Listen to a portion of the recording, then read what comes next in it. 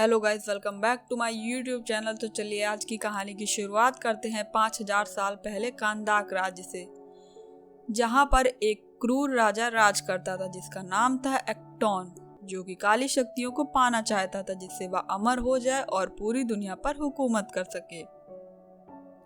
इसके लिए उसे एक एटेनियम नाम के धातु की तलाश थी जिसकी मदद से वह एक जादुई ताज बनाना चाहता था। वह धातु सिर्फ कांदाक राज्य में ही मौजूद थी, इसीलिए उसने सारे कांदाक राज्य के वासियों को अपना गुलाम बना रखा था और पूरे राज्य में उनसे खुदाई करवाता था। कहानी में आगे दिखाया गया है कि एक दिन एक मजदूर को खुदाई करते समय एटेनियम मिल जाता है। वह मजदूर उस पत्थर को छिपाने की कोशिश करता है, लेकिन बाकी मजदूरों को इसके बारे में पता चल जाता है और देखते ही देखते वे लोग आपस में लड़ने लगते हैं। तभी वहां पर एक हुरुत नाम का छोटा लड़का आता है। वह उन सब से कहता है कि आपस में मत लड़ो, अब हमें किसी की गुलामी करने की जरूरत नहीं है, बस हमें यह पत्थर राजा को देना होगा। वह उस आदमी के साथ जाता है और सैनिक को पत्थर दिखाता है और सैनिक से कहता है कि मुझे इसके बदले इनाम तो दो। सैनिक उस आदमी को वहीं जान से मार देता है। लड़का सबसे कहता है कि हमें जुल्म के खिलाफ चुप नहीं रहना चाहिए, हमें उसके सामने नहीं झुकना चाहिए। जब राजा को इस बात का पता चलता है तो वह उस छोटे लड़के को मारने का हुक्म देता है। जैसे ही लड़के को मारा जा रहा होता है वह अचानक से गायब हो जाता है और ऐसी जगह पहुंच जाता है जहां बहुत सारे जादूगर होते हैं। तभी आगे दिखाया गया है कि वह जादूगर उस लड़के से कहते हैं कि तुम्हारा दिल साफ है, तुमने अपने लोगों के लिए अपनी जान की परवाह नहीं की। हम तुम्हें कुछ जादुई पावर्स देते हैं ताकि तुम इस दुनिया की रक्षा कर सको। तुम जब भी शज़ैम बोलोगे तुम्हें पावर्स मिल जाएंगी और तुम्हारे अंदर हम सब की पावर आ जाएगी। फिर तुम इतने ताकतवर हो जाओगे कि आराम से उस जालिम राजा को हरा सकोगे। फिर वह लड़का शज़ैम बोलता है और बहुत पावरफुल बन जाता है। फिर वह वहां से राजा के महल जाता है जहां वह राजा जादुई ताज पहनने जा रहा होता है। फिर एक जोरदार धमाके के साथ महल के साथ साथ पूरा राज्य भी तबाह हो जाता है। कहानी यहाँ से 5000 साल बाद प्रेजेंट में पहुँचती है। अभी के टाइम में भी हमें वही शहर दिखाया जाता है जहाँ पूरे शहर पर एक गैंग ने कब्जा कर रखा होता है और पूरे शहर पर उनका कंट्रोल होता है। बाहर से किसी को भी कांदाक के अंदर अलाउ नहीं था आना। वहाँ बहुत चेकिंग लगी होती है। वहाँ वे इनलीगल तौर पे एटेनियम की खुदाई हो रही होती है। साथ ही साथ ये लोग उस ताज को भी तलाश कर रहे होते हैं जो कि 5000 साल पहले उस जालिम राजा ने बनाया था, जो आज भी कहीं ना कहीं इसी शहर में दफन है। तभी आगे दिखाया जाता है कि 3 लोग कांदाक में एंट्री ले रहे होते हैं। पास में एक लड़का स्केटबोर्ड से घूम रहा होता है। वह लड़का गार्ड का ध्यान अपनी ओर खींच के वहां से भाग जाता है। इस मौके का फायदा उठाकर वह तीनों एंट्री क्लियर कर लेते हैं।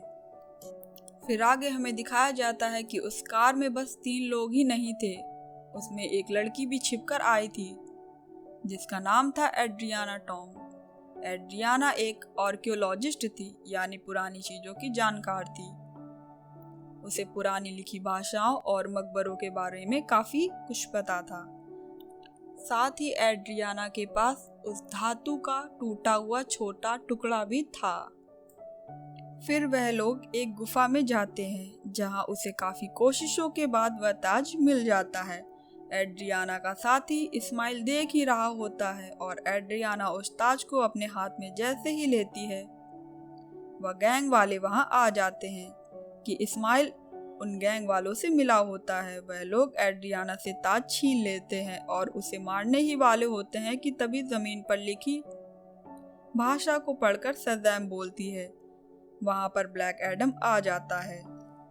5000 साल बाद सूरमा अब जाग चुका था, जो एक एक करके सबको मार देता है। जब वह गुफा से बाहर निकलता है तो उस पर हवाई हमला भी होता है, लेकिन उसकी स्पीड और पावर्स के आगे कोई नहीं टिक पाता। फिर गैंग वाले उस पर एक स्पेशल वेपन से अटैक करते हैं जो कि एटेनियम से ही बना होता है, जिससे वह ताज भी बना था। जैसे ही यह मिसाइल ब्लैक एडम को लगता है तो ब्लैक एडम बेहोश हो जाता है। यह देखकर एड्रियाना ब्लैक एडम को घर ले आती है। जैसे ही ब्लैक एडम को होश आता है वह एड्रियाना के बेटे से मिलता है। वह लड़का ब्लैक एडम से बताता है कि आप 5000 साल से वहाँ कैद थे। हमारा शहर आज भी गुलामों की तरह रह रहा है। अब इस बीच में एक मसीहा बनकर आए हैं और आप ही हमारे शहर को बचाएंगे। लेकिन ब्लैक एडम को कोई फर्क नहीं पड़ता है। वह कहता है कि आज से 5000 साल पहले यह मेरा भी शहर हुआ करता था। अब यहाँ कुछ भी पहले जैसा नहीं है। मैं इस शहर को बचाने के लिए रिस्पॉन्सिबल नहीं हूँ। इसके बाद वह घर से बाहर आ जाता है और शहर को देखने लगता है। इसके बाद हमें आगे दिखाया गया है कि एक फीमेल लीडर यह सब एक सैटेलाइट की मदद से देख रही होती है, जिसका काम होता है सुपर हीरो और सुपर विलेन को दुनिया में आने से रोकना। वो जस्टिस सोसाइटी ऑफ अमेरिका में हॉकमैन से कांटेक्ट करती है। वह हॉकमैन से कहती है कि शहर में एक सुपर विलेन आ चुका है जो शहर में तबाही मचा रहा है। क्या तुम्हारे पास उसे रोकने के लिए कोई इंतजाम है? तब हॉकमैन कहता है कि मेरी टीम में 3 लोग हैं, जिनमें शामिल थी साइक्लॉप्स, जिसके पास में तूफान उड़ाने की ताकत थी। दूसरा था एटम, इसके पास अपना साइज छोटा बड़ा करने की ताकत थी। और तीसरे थे डॉक्टर फेथ, जिनके पास इंटरडाइमेंशनल पावर थी, जो पास्ट और फ्यूचर को भी देख सकते थे। वह सब मिलकर ब्लैक एडम को पकड़ने के लिए निकलते हैं। दूसरी तरफ हम देखते हैं कि गैंग के लोग एड्रियाना के घर पहुंच जाते हैं। वह ताज एड्रियाना के पास था, इसीलिए वह लोग उस ताज को लेने के लिए गए थे। एड्रियाना और उसके बेटे पे वह हमला करके ताज छीनने ही वाले थे कि तभी वहां पर ब्लैक एडम आ जाता है और फिर से गैंग वालों को एक एक करके मारने लगता है कि तभी हॉकमैन अपनी टीम के साथ वहां आ जाता है। यह सब मिलकर ब्लैक एडम से लड़ने लगते हैं। अभी भी ब्लैक एडम इन सब पर भारी था। वह सब मिलकर भी ब्लैक एडम को नहीं मार पा रहे थे। फिर ब्लैक एडम वहां से चला जाता है। दूसरी तरफ हमें दिखाया जाता है कि हॉकमैन की टीम एड्रियाना के पास जाती है और उससे कहती है कि तुम ब्लैक एडम को पकड़वाने में हमारी मदद करो, वरना वह पूरा शहर बर्बाद कर देगा। तभी एड्रियाना कहती है कि तब तुम लोग कहाँ थे जब हम पर जुल्म हो रहे थे? एक ब्लैक एडम ही था जिसने मुझे बचाया है। हॉकमैन कहता है कि जिसको तुम समझ रही हो कि तुम्हारी मदद कर रहा है, वह आज से 5000 साल पहले भी इस शहर को पूरी तरह से बर्बाद कर चुका है। आखिर वह लोग एड्रियाना को राजी कर ही लेते हैं। फिर एड्रियाना हॉकमैन और उसके साथियों को ब्लैक एडम के पास ले जाती है, जिससे वह सब मिलकर बैठकर बातचीत कर सकें। दूसरी तरफ हमें दिखाया जाता है कि इस्माइल, जो एड्रियाना का साथी था, अपनी गैंग के साथ एड्रियाना के घर में घुस जाता है और ताज ढूंढने लगता है ताकि वह उसको अपने लिए इस्तेमाल कर सके। जब उसे ताज नहीं मिलता है तो वह गुस्से में एड्रियाना के बेटे को उठा ले जाता है। यहाँ पर एड्रियाना के बेटे ने बड़ी ही चालाकी से अपनी मॉम को फोन करके सब बता देता है कि उसे इस्माइल ने ही किडनैप किया है और उसे वह ताज चाहिए। एड्रियाना जस्टिस सोसाइटी और ब्लैक एडम से मदद मांगती है। वह दोनों एड्रियाना की मदद करने के लिए राजी हो जाते हैं। फिर वह सब मिलकर प्लानिंग करते हैं कि कौन कहां से जाएगा और वह सब मिलकर एड्रियाना के बेटे को ढूंढने के लिए निकल पड़ते हैं। तभी हमें आगे दिखाया जाता है कि हॉकमैन को गैंग के 2 लोग मिल जाते हैं और वह उन्हें पकड़ के बहुत मारता है और उनसे पूछता है कि इस्माइल ने एड्रियाना के बेटे को कहाँ छिपा के रखा है। वे लोग उसे बताते हैं कि इस्माइल ने उसे रेगिस्तान में कहीं छिपा के रखा है। तभी आगे दिखाया गया है कि वह सब रेगिस्तान पहुंच जाते हैं और देखते हैं कि इस्माइल ने एड्रियाना के बेटे को गन पॉइंट पे रखा हुआ है। फिर इस्माइल उन्हें बताता है कि इस शहर पर जितनी भी गैंग राज करती है वह उनका लीडर है और ये सब मेरे ही आदमी हैं। अगर तुम्हें अपने बेटे की जान बचानी है तो वह ताज उसे दे दे। एड्रियाना अपने बेटे की जान बचाने के लिए उसे वह ताज दे देती है। ताज मिलने के बाद भी इस्माइल एड्रियाना के बेटे पर गोली से हमला कर देता है। यह सब देखकर ब्लैक एडम को बहुत गुस्सा आता है। वह बहुत ही तेजी से जाकर एड्रियाना के बेटे को बचा लेता है और इस्माइल को अपनी तेज लाइट से जलाकर मार देता है। अब कहानी में आगे दिखाया गया है कि ब्लैक एडम हॉकमैन से मिलता है और उसे एक राज बताता है। 5000 साल पहले जिसने उस क्रूर राजा के खिलाफ आवाज उठाई थी, वह मैं नहीं, मेरा बेटा था। जब राजा के सैनिक उसको मारने वाले होते हैं तभी वह गायब हो जाता है। फिर राजा के सैनिक मेरे और मेरे पत्नी के ऊपर बहुत अत्याचार करते हैं और मेरे सामने ही मेरी पत्नी को मार देते हैं। मैं भी लगभग मरने ही वाला था कि तभी वहाँ पर मेरा बेटा आ जाता है। उसके पास बहुत सारी पावर्स थी, वह अपनी सारी पावर्स मुझे दे देता है। हम आपस में बात ही कर रहे होते हैं कि राजा के सैनिक हम पर फिर से हमला कर देते हैं। वहाँ पर मैं तो बच जाता हूँ लेकिन मेरा बेटा मर जाता है। मुझे यह सब देख के बहुत गुस्सा आया। मैंने राजा और उसके सैनिकों को मार दिया। वह पावर्स मेरी कंट्रोल से बाहर थी, मैं उन्हें कंट्रोल नहीं कर पा रहा था और देखते ही देखते यह शहर मेरे ना चाहते हुए भी तबाह हो गया। लेकिन तभी उन जादूगरों को पता चल जाता है कि उन्होंने जो पावर्स मेरे बेटे को दी थी वह हैं। मैंने अपनी पावर का मिसयूज किया और उन्हें कंट्रोल में नहीं रखा और पूरे राज्य को तबाह कर दिया। इससे गुस्सा होकर उन्होंने मुझे एक केव में बंद कर दिया। मैं 5000 साल तक बंद रहा। तब एड्रियाना ने वहां आकर मेरा नाम लेकर मुझे आजाद किया। ब्लैक एडम को अभी भी बहुत अफसोस है कि उसकी वजह से इतनी तबाही मची, पहले भी और अभी भी। अब वह हॉकमैन से कहता है कि मैं सरेंडर करना चाहता हूँ। ब्लैक एडम शज़ैम वर्ड बोलता है, वैसे ही वह नॉर्मल इंसान बन जाता है। जब तक वह दोबारा शज़ैम नहीं बोलेगा वह ब्लैक एडम नहीं बन पाएगा।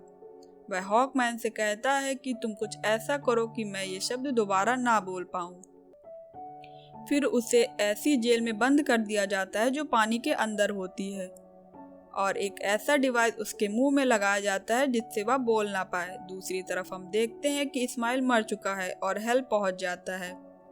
इस्माइल को सारे जादूगर मिल जाते हैं और वह सब सारे जादूगर मिलकर इस्माइल को एक सबैक बना देते हैं, क्योंकि इस्माइल को शुरू से पता था और ताज में भी लिखा था मृत्यु ही अगला जीवन है।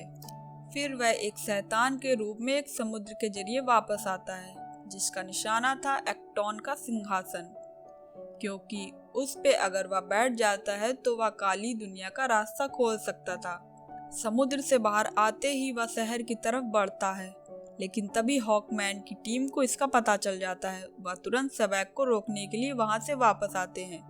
वे सब मिलकर सबैक से लड़ते हैं। वह उसे सिंहासन पर बैठने से रोकते हैं। वह काफी ताकतवर होता है, इसीलिए वे सब मिलकर भी उसे नहीं रोक पा रहे थे। फिर वह महल के अंदर चला जाता है। डॉक्टर फेज जानते थे कि सबैक बहुत ताकतवर है, वह और उसकी टीम उसे नहीं रोक पाएगी। कहीं किसी की जान न चली जाए, इसी वजह से फोर्स फील्ड क्रिएट कर देते हैं। अकेले ही सबैक से लड़ने चले जाते हैं। सबैक और डॉक्टर फेथ के बीच काफी जबरदस्त लड़ाई होती है।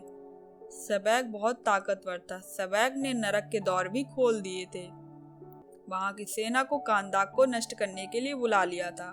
बहुत जल्दी डॉक्टर फेथ समझ जाते हैं कि इसका सामना सिर्फ ब्लैक एडम ही कर सकता था। वह अपनी पावर से ब्लैक एडम से कहते हैं कि हमें तुम्हारी जरूरत है। वह उसे छुड़ाने में वहीं से मदद करते हैं ताकि वह खुद को आजाद कर सके। ब्लैक एडम आजाद होते ही वहां के सोल्जर्स को मारता है, पानी से बाहर आता है और शज़ैम बोलता है और उसे ब्लैक एडम की पावर मिल जाती है। वह तुरंत ही वहां से सबैक के पास जाने लगता है। दूसरी तरफ हम देखते हैं कि जस्टिस सोसाइटी के लोग सबैक से लड़ रहे होते हैं। उसी दौरान उनके एक साथी डॉक्टर फेथ मारे जाते हैं। तभी वहां पर ब्लैक एडम आ जाता है। उन लोगों के बीच में काफी जबरदस्त लड़ाई होती है। लड़ाई देखकर लग रहा था कि ब्लैक एडम सबैक को रोक सकता है। कुछ ही देर के बाद ब्लैक एडम सबैक के सर को फाड़कर 2 हिस्से में कर देता है। आखिरकार सबैक मर जाता है। सबैक के मरते ही नरक की सेना भी वहां से गायब हो जाती है। शहर के लोग खुश हो जाते हैं और ब्लैक एडम को अपना मसीहा मान लेते हैं। तभी दूसरी तरफ हम देखते हैं उसी लेडी को जिसने जस्टिस सोसाइटी को बनाया था। वह ब्लैक एडम से कहती है कि तुम इन लोगों के मसीहा बनो, लेकिन शहर से बाहर मत निकलना। अगर तुम ऐसा नहीं करोगे तो तुम्हारे लिए अच्छा नहीं होगा। तो ब्लैक एडम कहता है कि मुझ पर कोई हुक्म नहीं चला सकता। इस दुनिया में ऐसा कोई भी नहीं है जो मुझे रोक सके। इस पर वह लेडी कहती है कि इस दुनिया में रहने वाला तुम्हें तो कोई नहीं रोक सकता, बट मैं किसी ऐसे को जानती है जो हमारी दुनिया से नहीं है। ब्लैक एडम को गुस्सा आ जाता है और वह उस स्क्रीन को तोड़ देता है जिससे वह लेडी उससे बात कर रही होती है। स्क्रीन को तोड़ते ही वहां चारों तरफ धुआं धुआं हो जाता है और धुएं से बाहर आता है सुपरमैन। वह ब्लैक एडम से कहता है कि हमें बैठकर बात करनी चाहिए और इतना कहते ही कहानी का एंड हो जाता है। अगर कहानी अच्छी लगी हो तो प्लीज़ लाइक और सब्सक्राइब करना ना भूलें।